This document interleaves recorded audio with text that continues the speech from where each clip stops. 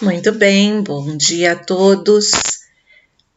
Entramos na nossa terceira aula de métodos aplicados à investigação científica e aqui nós vamos dar uma olhadinha nos recursos da internet para os questionários. Bom, na nossa introdução a gente pode dizer que a influência da informática tem sido uma constante nos diversos aspectos do ensino-aprendizado. Desde a década de 70, ela começou lá atrás, especialmente nos Estados Unidos e na Inglaterra. Existe uma grande variedade de autores que se dedicaram a estudar e a analisar o papel da tecnologia informática em múltiplas funções. Quais seriam os recursos para questionários de investigação? Muito bem.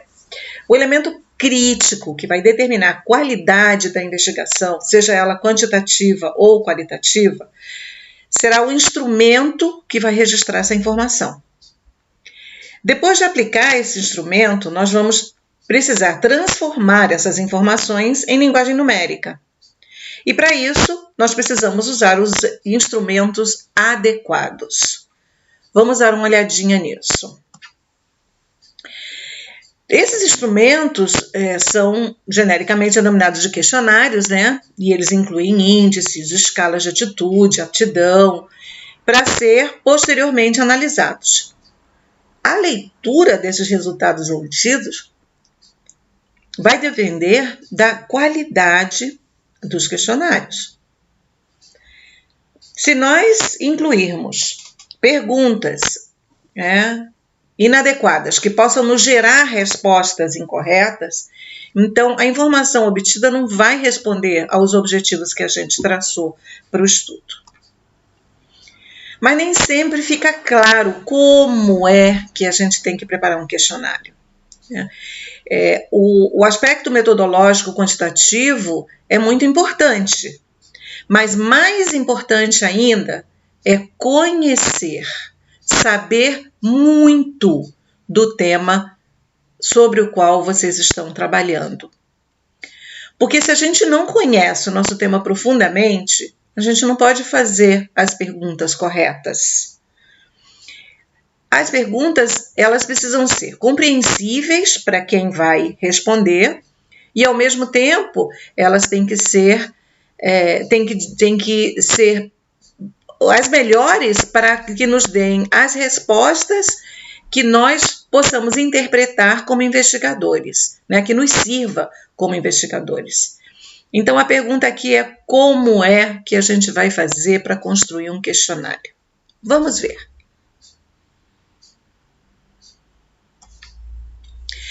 Sugestões. Trabalhar em equipe.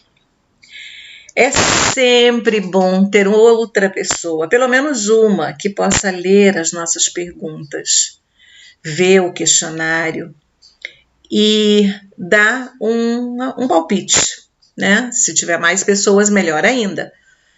Principalmente pessoas que sejam da mesma área de conhecimento e que entendam, né, do assunto que você está tratando.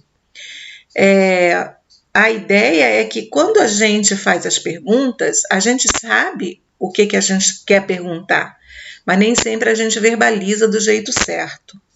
Então, outra pessoa vai poder ler e dizer, não, essa daqui não ficou clara, eu não entendi, ou pode melhorar, né? E isso é muito bom, é muito enriquecedor para o trabalho que a gente está fazendo. Outra ideia é analisar os questionários que já existem sobre o assunto que a gente vai pesquisar. Na internet tem um monte, e nas bibliotecas, na parte de trabalhos de tese, vocês também podem procurar, ver que instrumentos que já foram usados, né? Que resultados eles demonstraram. Então, vocês têm de onde tirar ideias também. E o terceiro ponto seria não pretender que o questionário que vocês vão fazer seja perfeito. Tudo sempre pode ser melhorado, né? Mas o importante e fundamental é que as perguntas sejam confiáveis, que elas sejam válidas e que elas sejam interessantes. Isso é fundamental.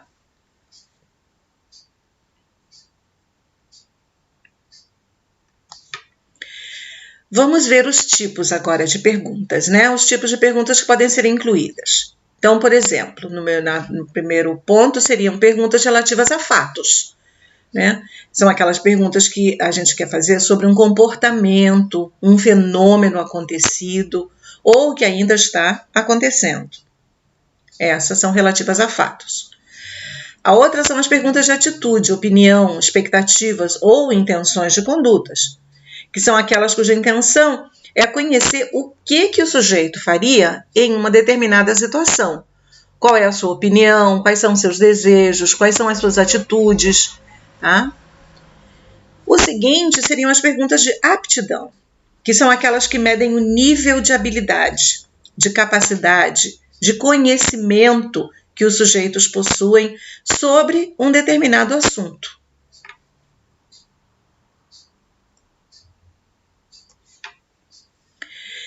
Tem também as perguntas abertas, que são aquelas com as quais o investigador não apresenta ao sujeito alternativas fixas de resposta.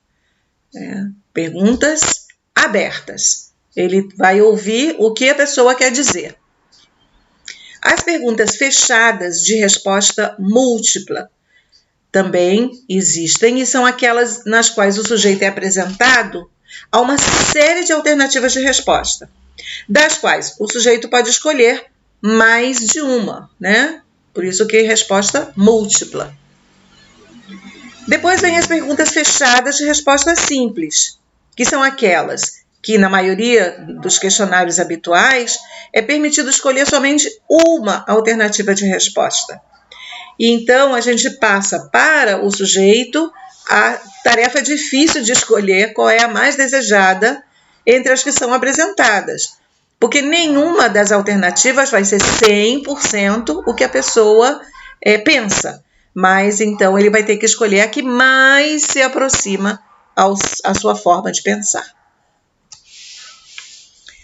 Também podem ser perguntas de resposta nominal dicotômica, né? Que são aquelas nas quais o sujeito deve responder somente entre duas alternativas de resposta, né? Dicotomia.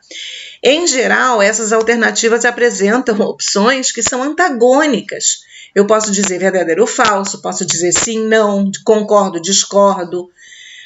E tudo isso obriga o sujeito a simplificar muito a situação estudada e escolher entre dois polos. Ele não tem o pode ser, né? Ele só tem o sim e o não.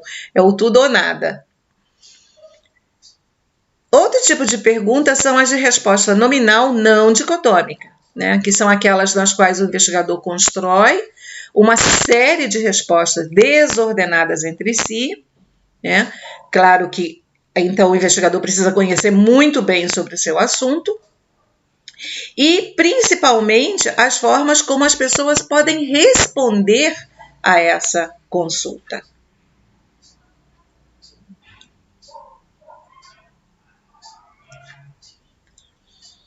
Vemos também que existem perguntas de resposta ordenada. São aquelas perguntas que as alternativas de resposta vão assim em um contínuo ordenado que vai da máxima aceitação, frequência ou aproximação de um assunto até a máxima rejeição, distância ou mínima frequência de ocorrência de um fenômeno, né? Aquela do excelente, muito bom, bom, antes do bom, ótimo, bom, regular, médio, né? Então, você vai numa escala decrescente ou crescente, no caso. O seguinte é o tipo de pergunta de resposta intervalada, que são aquelas onde as alternativas de resposta vão num contínuo numérico, né? Diante do qual o sujeito deve se posicionar, né? Então, dar uma nota, dar um número. Tudo isso foi pesquisado nessa variedade aqui de livros que vocês encontram, essa bibliografia. Com certeza vocês encontrarão mais bibliografia em português. E eu agradeço muito e quero que vocês saibam que além do vídeo, né, gravado, esse vídeo, vocês também têm a apresentação de PowerPoint na plataforma. Então, vocês podem ver, rever, parar, né, e analisar para que isso realmente sirva de uma boa base para vocês. Muito obrigada pela atenção de todos.